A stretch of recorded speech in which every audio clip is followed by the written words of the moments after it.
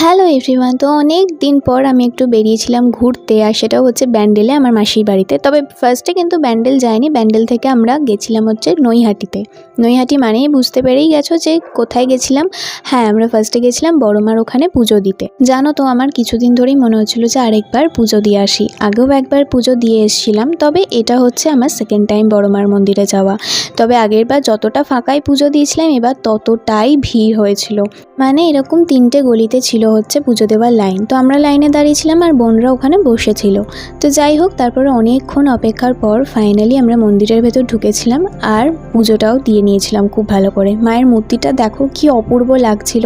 তবে আগেরবার camera use করতে বেশি না পারায় ভিডিও করতে পারিনি, তবে এইবারে পেরেছিলাম করতে। তো যাই হোক, আমরা পুজো দিয়ে নিয়ে গিয়ে চলে গেছিলাম একবারে ঘাট পেরিয়ে সোজা ব্যান্ডেল। আর ব্যান্ডেলে কি করেছি সেটা নেক্সট ভিডিওতে দিচ্ছি। তো চলো, বাই।